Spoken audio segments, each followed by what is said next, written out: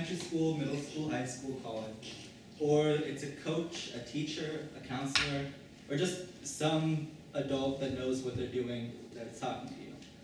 They have that one person that stands out, whether that's your parents, your math teacher that helped you with your calculus homework, or in my case, my coach, who constantly yelled at me with multiple profanities and bullied me with no remorse.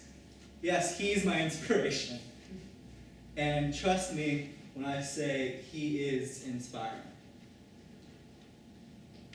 Well, to take you into that picture, I wanted to take you to my first day in wrestling.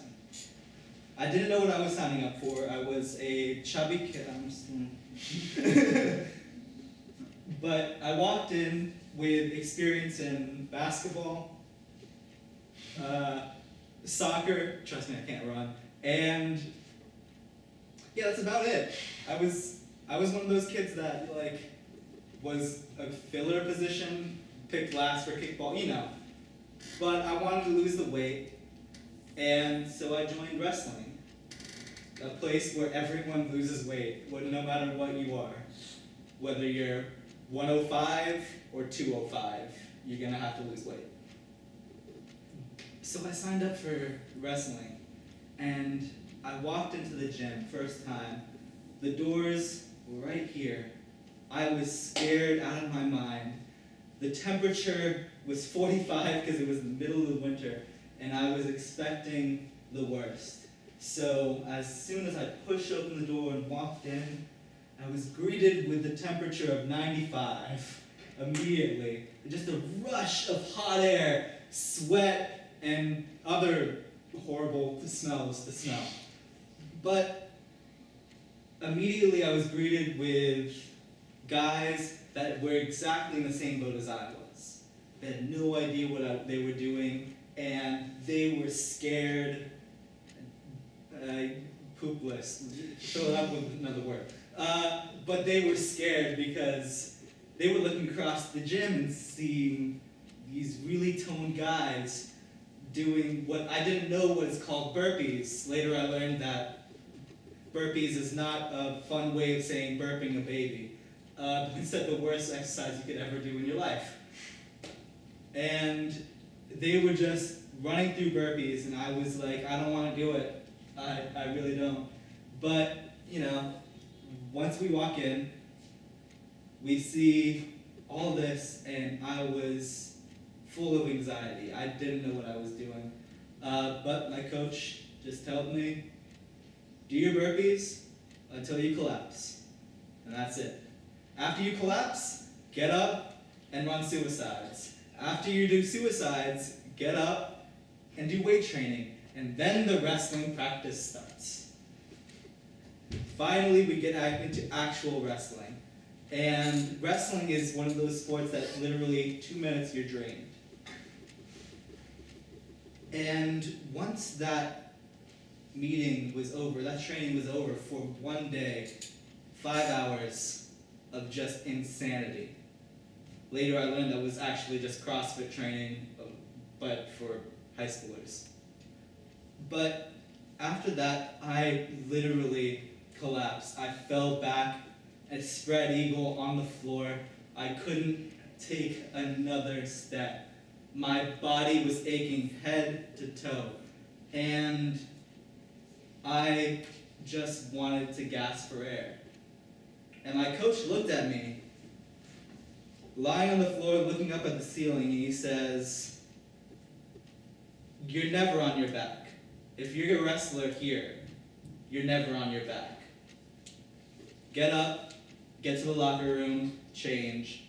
I'm going to give a speech on this." So, being a 14-year-old, getting lectured by my coach wasn't the best thing. My heart's beating my chest and I don't know what's happening. But I get up, I go to the locker room, and I come outside. And my coach said something that I'll remember to this day. He says, "You are a wrestler from today on. It doesn't matter if you graduate high school and never wrestle again. You are a wrestler from today until the day you die. Because every moment of your life, you are wrestling. Whether that's against a physical opponent, that barbell, jumping down into a burpee, or just the regular workday, you are wrestling. And every wrestler of mine will never be on their back. The reason is, every wrestling match lasts 6 minutes. If you are on your back, it means someone put you on your back. It means you gave up, because everyone should last that 6 minutes. If you are on your back, that means you made the decision that you can't go on. There was no fact that you can't go on. That means you made a mental decision to give up. My wrestlers, as the coach speaking, will last that 6 minutes. We'll go all the way. And at the end of those 6 minutes, the other wrestler will say, I was tired out. And I give up. That's what my wrestling coach told me. He told me, as long as you last those 6 minutes, you are succeeding. He says, success is not a matter of intellect. It's not a matter of inheritance, it's genes, it's nothing like that. Success is determined by willpower. If you give up, you will not be successful. If you say, I'm done, success will never reach you. But if you trudge on through that 6 minutes and come out the other side, making your opponent say, I give up, that's when success comes. When I first spoke on this stage 5 years ago, I was scared poopless. And I couldn't even form words. But I decided not to give up. I decided I want to stand here and conquer the stage, know that I belong here. And ever since then, my fears are gone, and hopefully, I'm a success. Thank you.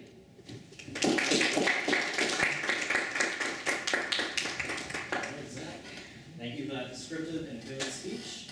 On that note, I'd like to apologize real quick because I accidentally missed a small but very important section of introducing 3 roles known as timer, all counter, and grammarian. Thankfully, our timer and grammarian were already assigned, and so I know timer did our duty. And so, quick note, I went ahead and listened. I didn't notice any filler words. Well, it's what all counter does. The all counter finds any filler words, ums, ahs, anything in that nature, where you're just blanking. I didn't notice anything except for you just banked on the word and, so maybe find some better transitions. So on that note, would any of the new members like to be all counter? Do you need a refresher what it said? Anyone? Alright, that is, it's super easy. Like you don't have You're to just refresh counting, it. like, you're just listening, and every time someone says, or like pauses saying a word, you just like make a tally. Yeah, you don't even have to physically count them. Here, start, do you mind, or go for it? What's your name again? I'm Carlos. Carlos? Yeah, try it on there. So do you need to refresh it what it is? Do it out. Take it All out. counter? Yeah. Yeah. Awesome, thanks. Alright, just for the rest of the meeting. Okay, gotcha. Thanks. Alright, and so from the timer, it's filling her role, and while she's at it, it's apples and time. Yeah. Thank you. So I'm the timer for this meeting, and so the timer changes every meeting. But basically, I make sure that you're timed. So for each of the sections of the meeting, whether you're giving a speech, or you're giving table topics, or you're giving an evaluation, you are given a certain amount of time. So for the sake of the new members, for example, we're going to move on to table topics soon.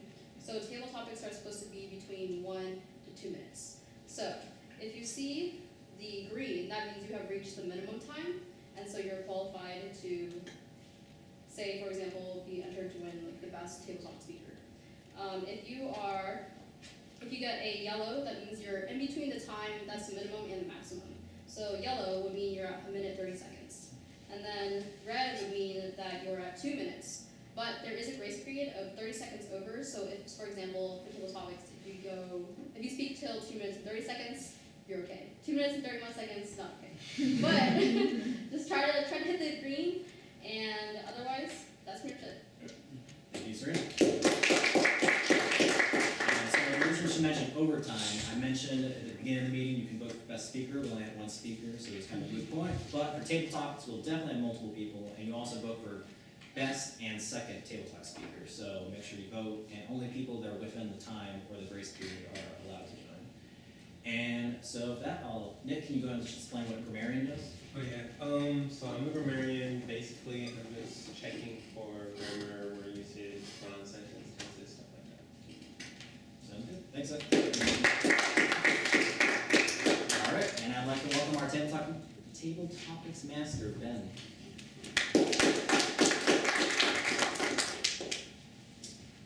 Alright, so I'll give a brief rundown just on what table topics is for our new members. So table topics is here to practice your impromptu speaking. So the speeches we do before table topics are there to practice prepared speeches. This is to practice, the elevator pitch. If you just walk in for an interview and someone has a question for you, stuff like that. Just really quick, on your feet thinking.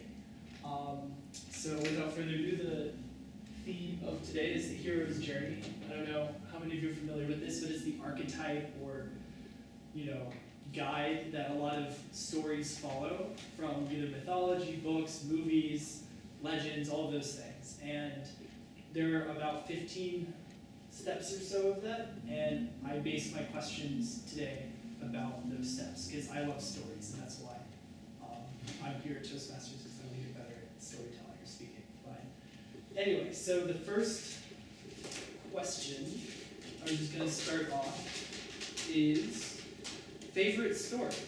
What is your favorite story or book? So this is just pretty easy. So I think I will start with, what's your name? I'm Maeve. Maeve. Okay, so if you can come down here. Yep. Jumping in head first. Oh, you want me to start with me? Let's start with I'm not going to make you go first. That's fine. Oh, you sure? Okay. Yeah, You want me to? start with Lisa. Normally we start with new members. Okay. No. Okay. I'll be good. Okay, Slate, you do it then.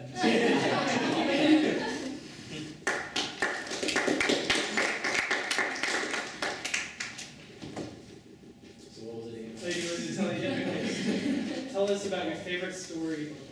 My favorite storybook. All right. So my favorite storybook, without a doubt, is Red Wolf. I don't know if you ever heard of it. It's like a young adult.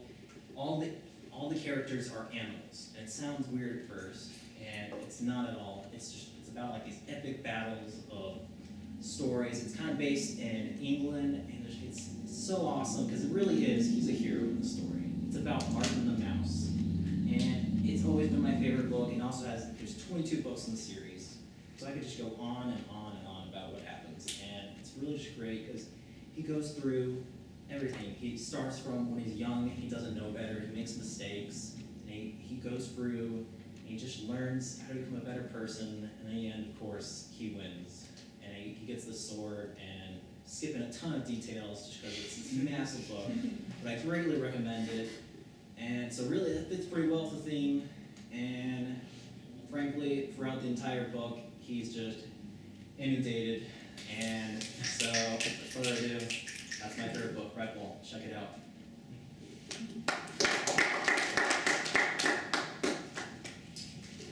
So now that we've done that, we'll begin with the first step of the hero's journey, which would be the call. And so my question related to that, so the call to adventure, what brings you on the journey. So tell us about a time that things did not go exactly as planned. So that would be my question. So I guess I'll continue with me. Yeah.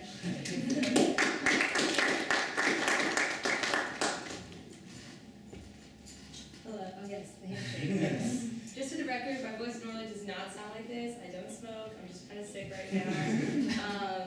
But yeah, I'm Maeve. I'm a first year. I'm an IA econ major. Can you repeat the question? Sure. Yeah. Tell us about a time that things did not go exactly as planned. That happens quite a I think probably the most important time in my life when things did not go to plan was my 14th birthday. My great grandmother passed away on my birthday, and we thought we were gonna go see her for one last time. Actually, the following week.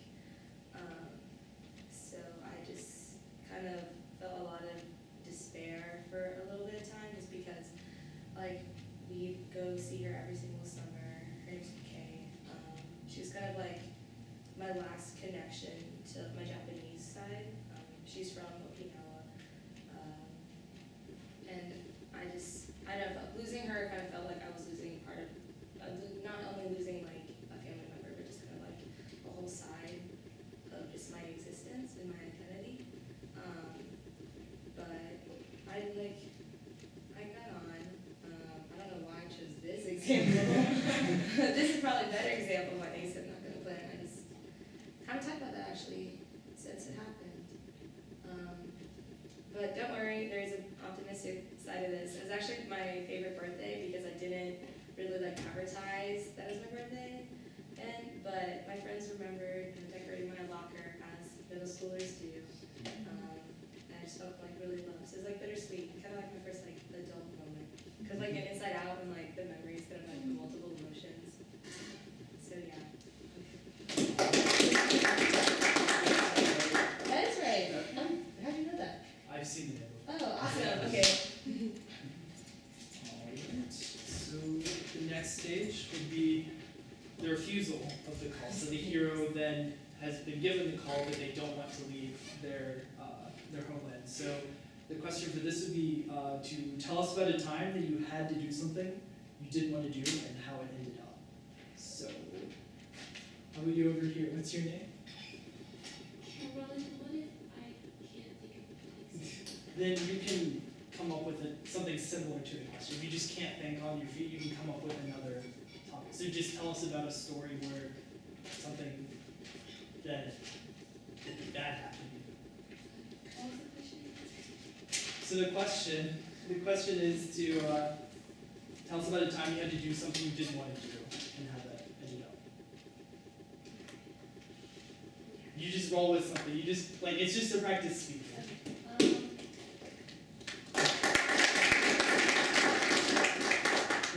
You can come sit right over here. We're on the same boat. I can't imagine. Oh yeah, it's stressful. And it can be about whatever. Yeah, you can just think about something. You can change the question if you want to. I mean, once you start speaking, no one can stop you.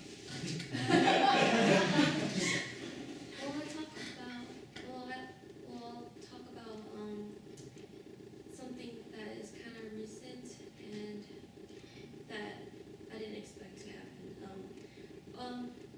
One of my best subjects has always been math. Like, I definitely love math.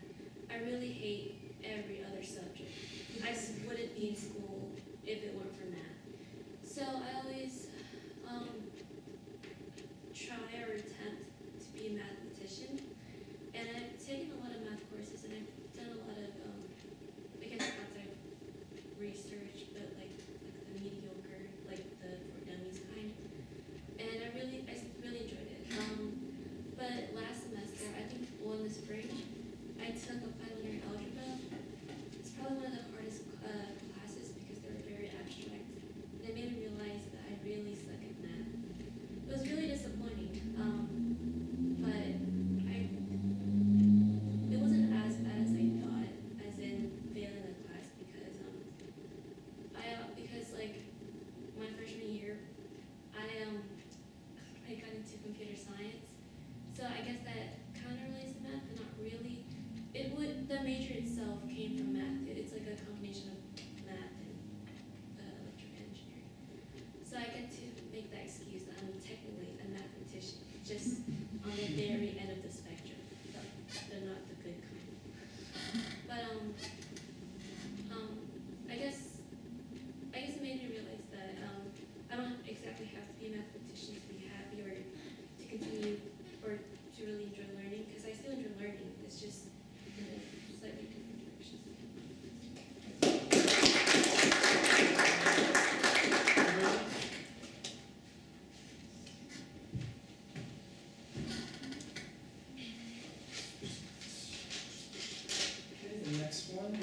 So the mentor, that would be the next.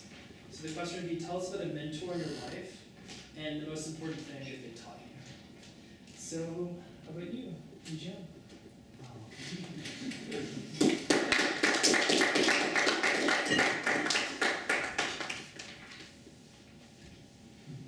Just for fun, can you repeat your question? Yeah. So the question was, what is a mentor in your life? And what is the most important thing they taught you? Okay. It happened very recently. Mentor Karma. She's a total bad. So it happened really recently, and don't judge me based on what I'm about to tell you. I mean, it sounds like a little douchebaggy, but you know. So it's deal with romantic life. So you know how on TV they typically demonstrate a guy going after 2 girls, and maybe there's a potential, and so he's like trying to go on dates with both of them at the same time to see where things goes. So I have a roommate. I told him about I want to attend a practice for a club due to certain reasons that I'm not gonna tell him. So what he did today at lunch with the girl that I was going after, he was like, "Oh yeah, you just going on a date Thursday to another friend," and that girl responded with, "Wait, what? A date?" And so after class, he told me about that story that happened. And I was like, this is not happening. Because it all happened within a week. So because I went after them last week. And then suddenly I thought everything would be good. And then today it was like, how in the world would one of them know now? And then that happened. And so he was like, yeah, that's what karma does to you. And so there is no lesson. It's just that I really can't think of the lesson, so not to tell your friends stuff, basically. Or if you're gonna tell them, actually, that's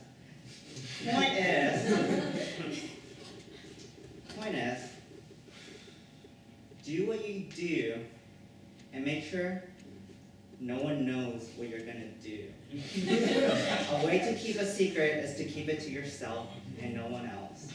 And I'm not a douchebag. It's just, you know, I've been having a rough time, so that's what karma taught me.